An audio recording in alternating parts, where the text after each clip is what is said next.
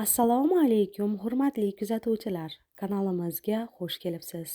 Xonanda Ulug'bek Rahmatullayev Sardor Rahimxon o'rtasidagi do'stlik nega buzilgani haqida so'zlab berdi. O'zbekistonda xizmat ko'rsatgan artist, xonanda Ulug'bek Rahmatullayevning YouTube tomoniga yangi intervyusi taqdim etildi. Suhbat davomida u sobiq xonanda, san'atdagi do'stlarimning ko'pchiligi bugun kasbini o'zgartirgan yoki shou-biznesni butunlay tark etib ketgan. San'atdagi do'stlarimning ko'pchiligi bugun kasbini o'zgartirgan yoki shou-biznesni butunlay tark etib ketgan. Sardor Rahimxon bilan oxirgi marta ancha avval bir joyga taklif qilganimda ko'rishib suhbatlashgandik. U bilan qayerda duch kelib qolsak har doim chiroyli ko'rishamiz va chiroyli ko'rishganmiz ham.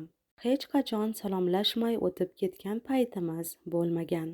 Hayotda siz o'ylamagan voqealar ham bo'lib, insonni turli holatlar va sinovlarga tushirib qo'yarkan. Xuddi shunday ba'zi voqealarni demak o'zi shunday bo'lishi kerak ekan deb qabul qiladigan bo'lganman. Sardor bilan yillar davomida bo'lgan do'stligimizdan yaxshi xotiralar bor. Oramizda bir-ikki yomon ishlar bo'ldi, lekin baribir Sardor Rahimxonni hurmat qilaman. Sardor Rahimxonning san'atdagi eng qiyin damlarida yonida turib bera oldim deb o'ylayman. Hozirgi gaplarimni hech qayerda aytmaganman, bilmayman. Sardor avval sezganmi?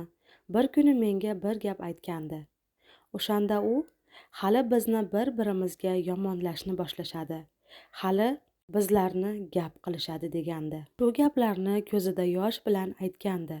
Xuddi u aytganday bo'ldi mana. Sardor Rahimxon degan inson bilan umrimning qaysidir qismini yashab o'tganimdan va yaxshi xotiralar qoldirganidan xursandman. Ishonamanki, unda ham xuddi shunday. Chunki san'atdan ketishidan oldin bir kuni bir joyda ko'rishib qoldik.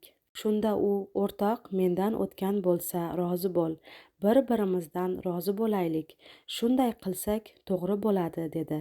Eng keraklisi bugun u bilan salomlashishdan, bag'rimga bosib ko'rishishdan uyalmayman.